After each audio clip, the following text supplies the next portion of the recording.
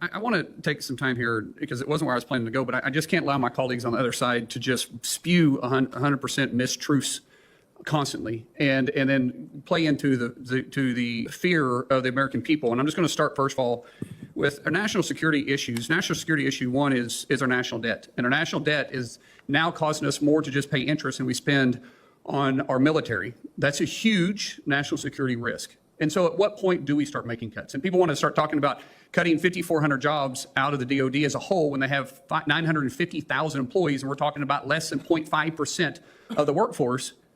Where do we start cutting?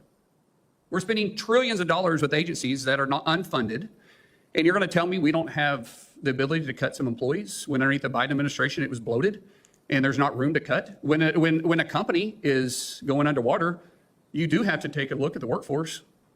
I don't want to suggest that our country is going underwater, but if we continue this path, we will. And I commend President Trump and those that he has put in place to actually make hard cuts. Making cuts are difficult. It's tough. But when are we supposed to start if we don't start now? The previous administration wasn't willing to do that. And then, as the senator that just asked questions wanted to bring up the Afghanistan withdrawal, brother, that's very, very close to me. That hits home. And you're going to lay the withdrawal on President Trump and say it was his fault? The disastrous withdrawal came 100% from the Biden administration, and American lives were left behind and are still dying because of it. And Americans' lives were lost during the withdrawal. And you're going to sit there with a straight face and try to say that it was President Trump's fault when the Biden administration, and all of us know this because we were briefed on this, that the Biden administration threw out the entire withdrawal plan that the Trump administration had and decided to go their own way. And man, wasn't that great.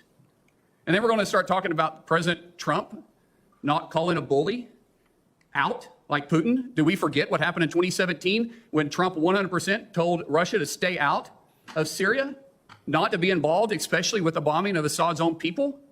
And when they did, President Trump within 30 minutes took out the airfield that they operated out of, destroyed it, and then took back the airspace. And we had the airspace in Syria all the way up until Biden took office and we gave it back to Putin? Or stand up to a bully? Do we want to go back to Israel and Hamas and discuss the way the Biden administration handled that? And the way they refused to call Hamas a terrorist organization and the Houthis a terrorist organization and Iran a terrorist organization? And you're going to sit there with a straight face and actually say that about President Trump? Are you joking me? Are we serious? Saying that President Trump isn't willing to stand up to a bully when underneath his administration was the only time that Russia didn't advance into Ukraine, because they did underneath Obama when they took Crimea, and they did underneath Biden because they didn't respect him because of the disastrous withdrawal from Afghanistan, and every expert will tell you that. So where is it that we're coming up with this other than just plain fear? All I want to do is just stroke fear into the American people and try to divide something between us and the president, because the president is bringing back hostages.